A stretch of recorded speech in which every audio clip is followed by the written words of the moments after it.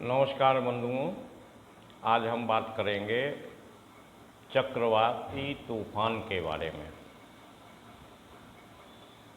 ये विशेष अवसर पर मैं वीडियो बना रहा हूँ। हालांकि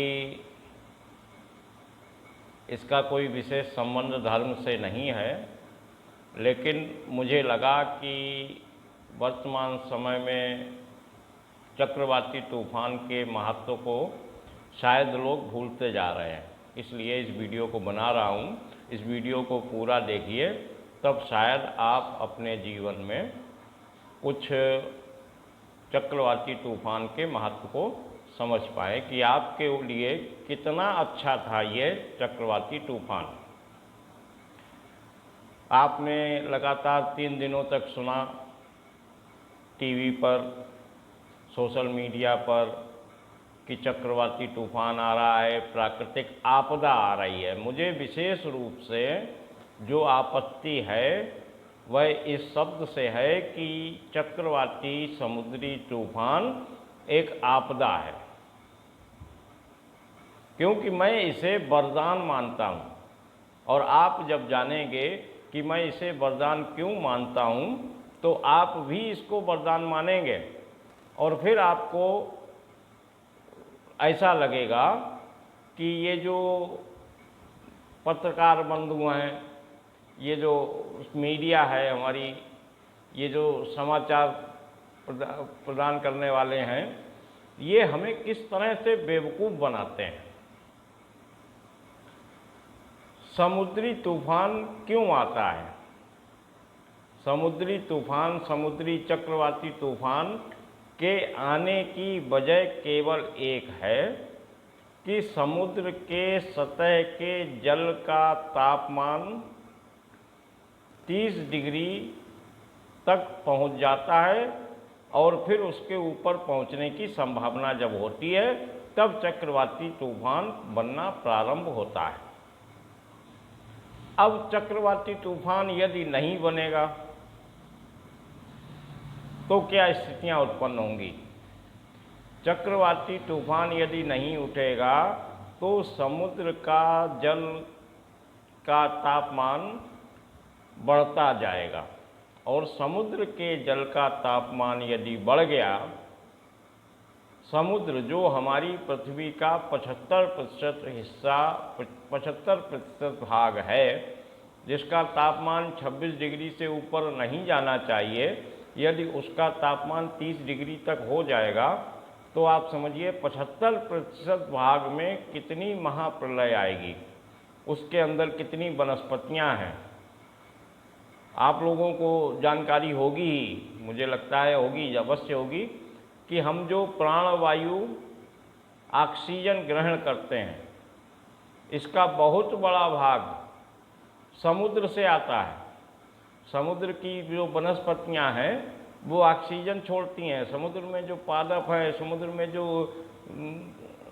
बैक्टीरियाज हैं, ये ऑक्सीजन छोड़ते हैं, और वो ऑक्सीजन समुद्र से निकलकर हमारे पास तक आती है और हम उसको ग्रहण करके जिंदा हैं। अब अगर समुद्र का तापमान बढ़ गया, वो बैक्टीरिया मर गए, वो वनस्पतियां झुलस गईं, वो वनस्पतियां कार्यरत नहीं रहीं, तो हम लोग कैसे जिंदा रह पाएंगे? तो समुद्री तूफान उत्पन्न होता है और एक ऐसा क्रम उत्पन्न होता है जिससे हवाएं बहुत तेज़ी से चलकर गर्मी को ऊपर वायुमंडल में पहुंचाती हैं, और एक चक्र सा बनता है जिससे वो ठंडा होता है। गर्मी जो है उसको हमारे पृथ्वी क्षेत्र से भी बाहर ले जाने की ये बात के विषय है हमारा, लेकिन अब चूंकि अंदर जानकारी है तो वो तो निकलेगी। गर्मी को पृथ्वी से बाहर ले जाने का काम भी सतत होता रहता है। गर्मी कहीं सूर्य से नहीं आती है, गर्मी पृथ्वी पर ही पैदा होती है, समुद्र के स्थान पर पैदा होती है। जल से टकरा, सूर्य की किरणें जब टकराती हैं किसी वस्तु से, किसी जल से, किसी धातु से, किसी छत से, किसी पेड़ से, तो गर्मी पैदा होती है और वो गर्मी फिर वायु के द्वारा एक स्थान से दूसरे स्थान तक जाती है, नहीं तो हर जगह आग लग जाए। यदि वायु गर्मी का स्थानांतरण ना करे तो आग लग जाए, इतनी गर्मी पैदा होती है। तो समुद्री तूफान की हम बात कर रहे हैं, तो उसी पर केंद्रित रहेंगे। मैं तो इधर उधर चला जाता हूँ क्योंकि लिखता हूँ नहीं कुछ, क्या बोलना है, अंदर से भावना उठती है तो बोलने लगता हूँ। समुद्री तूफान हमारे लिए एक प्राकृतिक आपदा नहीं है, यह हमारे लिए एक प्राकृतिक वरदान है जो हमारे जीवन को बचाने के लिए परम आवश्यक है। यह बात आप सभी लोगों को समझ लेनी चाहिए कि यदि समुद्री तूफान नहीं आएगा और समुद्र के जल का तापमान किसी भी प्रकार से बढ़ गया, अब समुद्र का तापमान अगर जल का बढ़ जाएगा तो उत्तरी ध्रुव और दक्षिणी ध्रुव पर जो समुद्र के पास में बर्फ के टीले लगे हुए हैं वो कितनी देर रुकेंगे। इसलिए समुद्र कोई अलग अलग तो है नहीं, समुद्र तो सारे मिले हुए हैं, वो तो लहरों के माध्यम से एक जगह की गर्मी दूसरी जगह पहुंच जाएगी। तो जहाँ भी गर्मी ज़्यादा होती है, जहाँ का जल का तापमान बढ़ जाता है, उसी जगह से समुद्री चक्रवाती तूफान बनना प्रारंभ हो जाते हैं। आप लोगों की जानकारी के लिए भी बता दूं कि जब समुद्र मंथन हुआ था तभी ये बता दिया गया था कि इसमें से विष निकलेगा, और उस विष को भगवान शंकर जी जब ग्रहण करेंगे तो उस क्रिया को नीलकंठ के नाम से वर्णित किया गया है। ये चक्रवाती तूफान और कुछ नहीं, हमारे भगवान नीलकंठ की हम पर कृपा ही है। तो इसको आपदा ना समझें, आप अनजाने में एक दैवीय वरदान को आपदा कह रहे हो, आपदा समझ रहे हो, आपदा समझा रहे हो। आप केवल ये कल्पना करो कि यदि समुद्र का जल स्तर बढ़ जाए तो क्या हम जिंदा रह सकते हैं? बिल्कुल नहीं रह सकते। किसी भी दृष्टिकोण से हम जिंदा नहीं रह सकते। हम मनुष्य तो सबसे मामूली, सबसे नाजुक प्राणी हैं इस पृथ्वी पर। मनुष्यों में सहनशीलता बहुत कम होती है, बुद्धि तो है लेकिन शारीरिक क्षमता बिल्कुल नहीं होती। तो सबसे पहले हम ही खत्म होंगे, जीव जंतु तो और बाकी बाद में खत्म होंगे। सबसे पहले मनुष्य को ही खतरा होता है, और मनुष्य के जीवन के लिए ये अत्यंत आवश्यक है कि यदि समुद्र का, हमारी अपनी गलतियों की वजह से ही यदि समुद्र का तापमान बढ़ रहा है तो भगवान नीलकंठ समुद्र में प्रकट होकर उस गर्मी को शांत करें।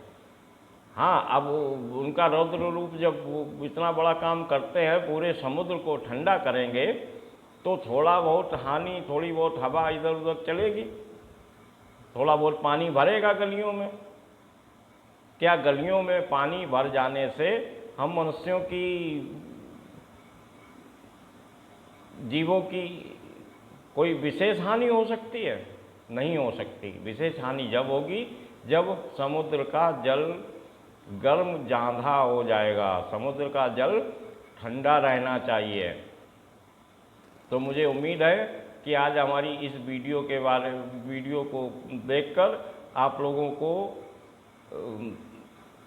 समुद्री चक्रवाती तूफान, जिसको मैं कम से कम नीलकंठ कहता हूँ, मेरे अतिरिक्त और कोई कहने वाला नहीं मिलेगा, क्योंकि मैं इस पर नीलकंठ भगवान पर भी शोध करता हूँ, उनकी प्रेरणा से उन्हीं पर शोध करता हूँ। ग्रंथों को पढ़ता हूँ, उसमें जो बताया जाता है वो समझने की कोशिश करता हूँ, बस इतना है। तो चक्रवाती तूफान हमारे लिए वरदान है। चक्रवाती तूफान कोई प्राकृतिक आपदा नहीं है, यह दैवीय वरदान है जो समय समय पर आता रहे उतना ही अच्छा है। हाँ, सावधानी अवश्य रखनी चाहिए, सावधानी रखें। समुद्री तूफान जब आए तब बाहर ना निकलें। अपने घरों का निर्माण समुद्री तटों पर इस प्रकार करें कि उसमें हानि कम हो, लेकिन उस पर कोई ध्यान देगा नहीं। दैवी आपदा, दैवी आपदा, दैवी आपदा कह के इसको, दैवीय वरदान को दैवी आपदा कहते हैं। हमारे यहाँ दैवी आपदा के नाम से तो आपको कभी कुछ भी वर्णित करना ही नहीं चाहिए। प्राकृतिक आपदा नाम का शब्द ही नहीं है। प्रकृति हमारे लिए बनी है। प्रकृति जो कुछ करती है वो हमारे लाभ के लिए करती है। वो इसलिए करती है कि हम लोग जिंदा रहें, वो इसलिए करती है कि हम लोग स्वस्थ रहें, हम लोग प्रगति करें। कभी भी दैवी आपदा नहीं हो सकती, किसी भी स्थिति में कोई दैवी आपदा नहीं होती। जो भी होता है दैवी वरदान ही होता है। बहुत बहुत धन्यवाद आपको। और देवताओं के बारे में, हमारी धार्मिक कथाओं के बारे में यदि हमारी इसी तरीके की वीडियो आप लोग देखना चाहें तो सब्सक्राइब कर लीजिए, वरना राधे राधे, जय श्री राम, जय श्री राधे। धन्यवाद।